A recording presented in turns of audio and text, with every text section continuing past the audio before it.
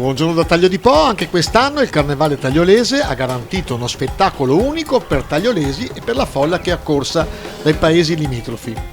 La terza edizione della Parata dei Carri Allegorici si è tenuta nelle piazze e vie del centro di Taglio di Po domenica 26 marzo, graziata da un tempo incerto che ha tuttavia permesso la buona riuscita dell'intera manifestazione.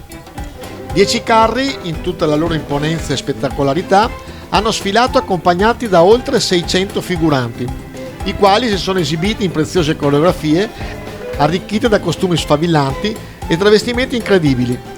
Ad aprire il corteo il Pelé di Casa in arte Fiorigi ed un gruppo di splendide ballerine brasiliane accompagnate nella danza da un virtuosista della percussione. Un intero paese in festa che ha celebrato il ritorno alla gioia e la voglia di stare assieme. Il messaggio che tutti i maestri carristi hanno voluto lasciare tramite le loro creazioni andava esattamente in questa direzione, come i giovanissimi del Carnevale del Pitoc, che hanno lavorato in squadra per dare continuità all'impegno e alla tradizione dei loro maestri.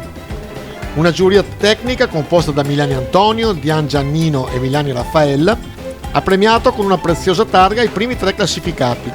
Gli amici di Via Colombo, carro proveniente da Jesolo, lasciate ogni speranza voi che entrate, si sono aggiudicati il primo posto, con un carro dedicato a Dante e alla Divina Commedia.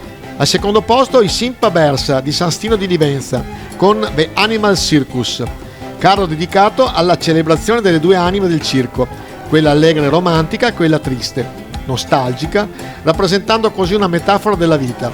Al terzo posto i Pirati dei Caraibi dell'associazione Amici ed Isiata di San Donà di Piave, uno spettacolo affascinante dove ogni dettaglio della perla nera dei figuranti era curato in modo maniacale.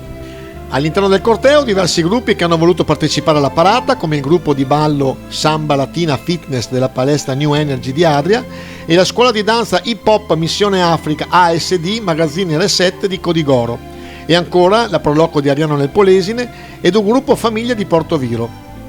A conduzione dell'evento Leandro Maggi, che ha introdotto le esibizioni di carri intrattenendo il pubblico presente. Gli organizzatori, nelle persone di Daniele Passarella, Gianna Calderoni e Federica Pozzato, coadiuvati dalla Proloco del Comune di Taglio di Po, con il sindaco Laila Malangoni e naturalmente con l'aiuto delle forze dell'ordine e della protezione civile.